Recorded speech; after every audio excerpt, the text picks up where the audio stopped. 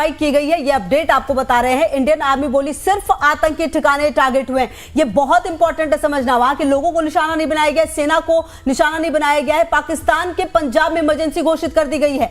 LOC पर पाक सैनिकों ने भारी गोलीबारी की है। जी हां, पाकिस्तान जो अपनी हरकतों से बाज आता नहीं, लाहौर एयरपोर्ट पर इमरजेंसी घोषित कर दी गई है। तो यह अपडेट है ऑपरेशन सिंदूर पर, जो लगातार आपको बता रहे हैं। पुंछ रजौरी के बिंबर गली में तोपों से गोलीबारी हुई है। तो भारत ने पाकिस्तान पर कर दिया है एयर स्ट्राइक, नाम दिया गया है ऑपरेशन सिंदूर। ये बड़ी खबर इस वक्त आ रही है। घंटे बाद आपको बता दें कि बड़ी मीटिंग होने वाली है, प्रेस कॉन्फ्रेंस सेना की तरफ से होने वाली है।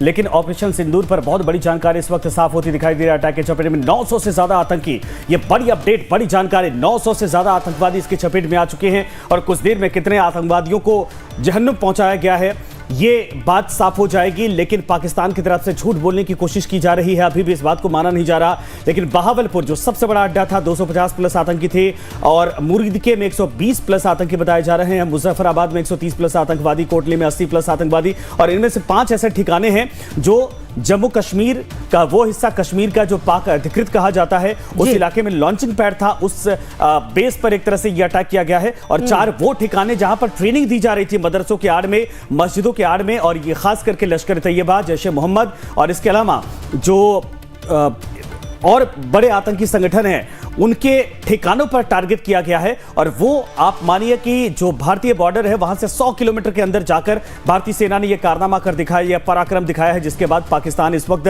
थर-थर कांप रहा और पाकिस्तान को समझ में नहीं आ रहा कि इसके बाद वो आखिर इसका जवाब कैसे दे। जैश ए मोहम्मद के 4 ठिकाने, जिनमें सबसे बड़ा ठिकाना बहावलपुर वाला था, लश्कर तैयबा के 3 ठिकाने। बिल्कुल, और संजय ये वही है, लश्कर तैयबा की आप बात करें या फिर जो और अन्य हिजबुल मुजाहिदीन, आप देखिए ये वही आतंकवादी संगठन है संजय, जिन्होंने की भारत को कई दर्द, कई तकलीफ दी है। चाहे 26/11 की बात करें, पुलवामा की बात करें, पहलगाम की बात करें, तो कहीं ना कहीं इसलिए उन आतंकवादियों की जगह को चुना गया है जिन्होंने की भारत को दर्द दिया। रजनीश और प्रशांत दोनों की मौजूदगी हमारे साथ बनी हुई है। देखिए रजनीश, कहीं ना कहीं सवाल ये उठता है कि भारत की जो पूरी स्ट्रैटेजी थी वो बिल्कुल पॉइंट टू पॉइंट थी और भारतीय सेना की तरफ से ये बिल्कुल क्लियर कर दिया गया है कि पाकिस्तान में जो स्ट्राइक है वो वहां पर की गई जहां पर आतंकवादी थे, उनके ठिकाने थे। मतलब ना पाकिस्तान की सेना को ना वहां के लोगों को टारगेट किया गया है। ये बात भारतीय सेना की तरफ से बिल्कुल क्लियर कर दी गई है।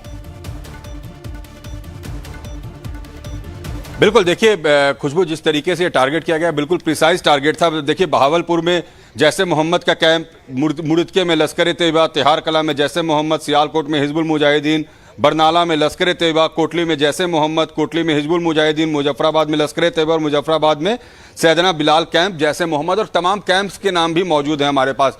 तो ये बताता है कि किस तरीके से जो अटैक किए गए हैं ना, बिल्कुल प्रिसाइज अटैक थे। उन्हें पता था कि लश्कर हो, जैश हो या हिजबुल हो, इनके कैंप कहां पर हैं। और जो वीडियोस अभी पाकिस्तान के सामने आ रहे हैं उसमें जिस तरीके के नारे लगाए जा रहे हैं, जैश आई, तो यानी ये लोग ये एडमिट कर रहे हैं कि जैसे मोहम्मद के कैंप टारगेट हुए हैं, उसके आतंकी मारे गए हैं और उसको लेकर वो रिटेलिएट कर रहे हैं, उसको अपना गुस्सा दिखा रहे हैं। लेकिन उनके गुस्सा दिखाने से कोई फायदा होगा नहीं, अभी और मारे जाएंगे। जितने आतंकी कोशिश करेंगे भारत में घुसने की, भारत के लोगों पर आक्रमण करने की, उनको और ज्यादा नष्ट किया जाएगा। और भारत के प्रधानमंत्री ने जिस तरीके से कहा था उन्होंने कि मोदी को कह देना, मोदी ने उनके घर में घुस के बता दिया है कि वो क्या कर सकते हैं। और जैसा आज बैठक होने वाली है यहाँ पर सीसीएस की, बहुत ही इंपॉर्टेंट बैठक होगी संजय, क्योंकि इंपॉर्टेंट देखना होगा कि इस बैठक के बाद होता क्या है। और खास करके सेना का प्रेस कॉन्फ्रेंस, जिसका सभी इंतजार कर रहे हैं कि 1 घंटे के अंदर में प्रेस कॉन्फ्रेंस शुरू हो जाएगा, 10 बजे प्रेस कॉन्फ्रेंस शुरू होगा, तो ये भी पता चल जाएगा कि भारत ने कैसे प्लान किया था। जवाब दीजिए, जो प्रधानमंत्री ने कहा था कि परिकल्पना से परे अंजाम भुगतना होगा पाकिस्तान को और आतंकवादियों को, क्या ये माने कि अभी शुरुआत है या फिर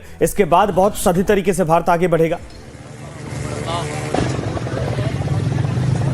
देखिए भारत ने तैयारी पूरी कर रखी होगी। और बिहार में मधुबनी में जो वहां पर एक रैली करने गए थे प्रधानमंत्री, आक्रमण के 2 दिन बाद, वहां से उन्होंने संदेश दिया था कि बहुत कड़ा जवाब मिलेगा और करारा जवाब दिया जाएगा। तो ऐसा नहीं है कि भारत की ओर से तैयारी नहीं होगी, तमाम तैयारियां करके, डिफेंस की तैयारियां और अटैक की तैयारी करके ही स्ट्राइक किया गया होगा। और आगे के लिए भी कंसिक्वेंसेस क्या होंगे और कैसे प्लानिंग करना है और अगर री अटैक करना है तो कैसे करना है, ये भी होगा। जी ठीक है, आप रहिए हमारे साथ। ब्रिगेडियर विनोद दत्ता साहब भी हमारे साथ जुड़ गए हैं। सर देखिए, सवाल एक मेरा आपसे ये है कि जिस तरह की कार्रवाई भारत ने की है, पाकिस्तान और पाकिस्तान के अंदाज को हम जानते हैं, कहीं ना कहीं जिस तरह से पाकिस्तान की तरफ से गीदड़ भभकी दी जा रही है, भारत इसके लिए भी पूरी तरह से तैयार है। क्या कर सकता है पाकिस्तान, कितना, और जो भारत की तैयारी है वो उसके मद्देनजर क्या कुछ होगी?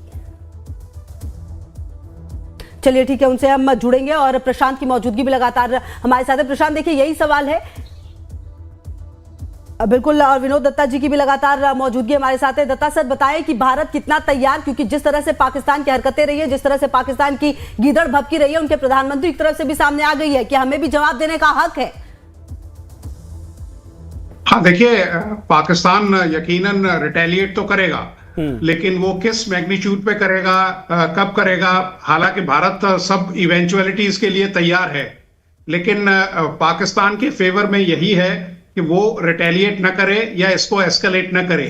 लेकिन जिस तरह की पॉलिटिकल एम्बिशन असीम मुनीर संजोए हुए हैं, यकीनन वो कुछ न कुछ भारत के खिलाफ करेंगे। आज वहां भी 10 बजे मीटिंग है, उसके बाद ही कुछ पता लगेगा कि भाई किस तरह ये जो सूरत हाल है वो करवट लेती है।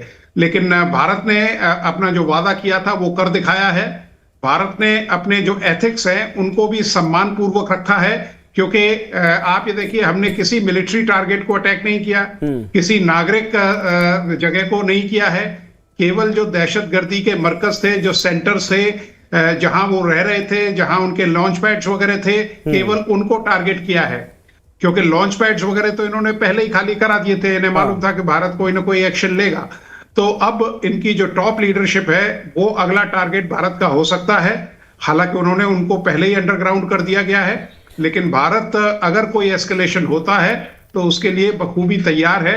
हमारी जो सेनाएं हैं, सशस्त्र सेनाएं, अभी पाकिस्तान का ये एस्केलेशन कितना होता है ये तो बात की बात है, लेकिन पाकिस्तान जो 4-5 दिन से लगातार एक तरह से कहें तो गाल बजा रहा था कि भाई हम ये हमारे पास वो है। जब भारतीय सेना वहां पर पहुंची, रफाल हमारा बताया जा रहा है कि वहां पर पहुंचा, उनका जो एयर डिफेंस सिस्टम जो चाइना से उधार लेकर उन्होंने लगवाया है, क्या भारतीय सेना ने उसको चकमा दे दिया या फिर ये सिर्फ हवाई बातें थी पाकिस्तान की? ये सवाल मुझसे है? जी हाँ जी, देखिए, किसी जमाने में मैं 80s और 90s की बात बताता हूं। किसी जमाने में पाकिस्तान का एयर डिफेंस सिस्टम काफी आला दर्जे का था, बल्कि मैं ये कहूंगा कि भारत से बेहतर था, क्योंकि पाकिस्तान में स्ट्रेटेजिक डेप्थ बिल्कुल नहीं है, तो वो ज्यादातर एयर डिफेंस ऑपरेशंस पे वो ज्यादा डिपेंड करते हैं। लेकिन आप ये देखिए, पुलवामा, उड़ी और ये अब पहलगाम पोस्ट जो स्ट्राइक हुए हैं, इसमें ये बताता है कि जो हमारे पायलट्स हैं वो किस रण कौशल से गुजरे हुए हैं और कितना रण कौशल वो रखते हैं जी। रफाल और सुखोई, क्योंकि हमारे जितने भी प्लेटफॉर्म्स हैं वो सारे एक आला दर्जे के हैं, और उनके जो एयर डिफेंस सिस्टम था या जो अर्ली वार्निंग सिस्टम था उसको हुडविंग करते हुए अपने टारगेट पे, और 9 आउट टारगेट्स 100% हमने इसको यहाँ मतलब डिस्ट्रक्शन किया है। तो जो डैमेज असेसमेंट हुआ है बिल्कुल हमारे फेवर में है। मतलब सर आप ये कह रहे हैं कि जो सोचकर ये पूरा हमला किया गया था उसको उसी तरह से एग्जीक्यूट किया गया, मतलब उसमें कहीं कोई दिक्कत नहीं आई। आप रहिए हमारे साथ, सहयोगी प्रशांत भी ग्राउंड जीरो पर लगातार हमारे साथ जुड़े हुए। देखिए प्रशांत, जहां पर आपकी मौजूदगी वहां पर लोगों का जोश आई है, लोगों का ये शुरुआत से कहना था खून का बदला खून चाहिए, और देखिए जब आप इस तरह की हिमाकत करेंगे, जब 26 निर्दोष लोगों को जिस तरह से आपने हत्या की, एक तरह से जिस तरह से उनकी जान ली, उसका ये जवाब देना ही था, और वो जवाब भारत ने दिया है और ये दुनिया ने देख लिया है। अब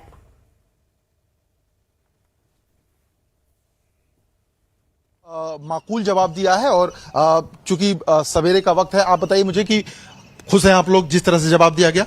बहुत बहुत खुश हैं, और जो निहत्तों पर जिस तरह से वहां पर गोली मारी गई हमारे भाइयों को, उसका ये बदला है। और अभी तो हमारे प्रधानमंत्री पे हमें पूरा भरोसा है, देश पूरा उनके साथ खड़ा है कि आने वाले टाइम में अगर वो जरा सा भी वो कुछ भी ड्रामा करने की कोशिश करते हैं तो उसके लिए हमारे प्रधानमंत्री इतने मजबूत हैं। जो आर्मी हमारी इस तरह की मजबूत आर्मी है कि उनको घर में घुस के भी मारेगी, और बिल में से निकाल के उन्हें मारा जाएगा जिन्होंने इनकी हेल्प की और जिन्हें हिंदुस्तान में अटैक करने के लिए भेजा गया है। क्या कहेंगे, कैसे आप इसको बयां करेंगे? है जी, बहुत ही एडमायरेबल स्टेप है।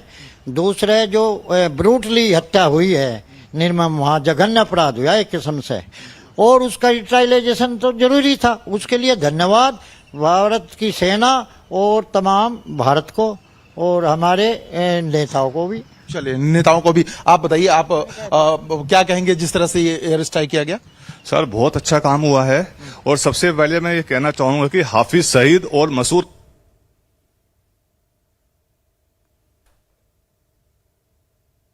जी और रविंद्र भी हमारे पास लगातार हमारे साथ बने हुए हैं। मैं आपके पास आता हूं दोबारा। रविंद्र, जरा ये बताइए, अभी जो जानकारी साफ हो रही है, कहा जा रहा है कि अभी भी वहां से गोलियां चल रही हैं लगातार दोनों तरफ से। क्या इस बात को लेकर कोई अभी साफ हो पा रहा है कि वहां जो बॉर्डर पर लोग हैं उनको हटाने के लिए क्या किया जा रहा है? साथ में इस पाकिस्तान की नापाक हरकत का जवाब किस तरीके से बीएसएफ दे रही है?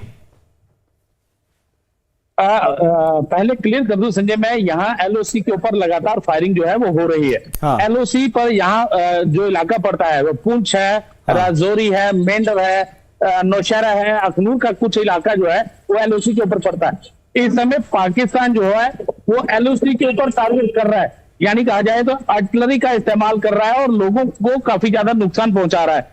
अभी तक लोकल में 3 मौतें जो स्थानीय हैं उनकी हो चुकी हैं। 10 से 12 लोग जो है वो घायल हैं। हालांकि भारतीय सेना उसका करारा जवाब दे रही है। पाकिस्तान को खासा नुकसान जो है वो देखने को मिल रहा है, लेकिन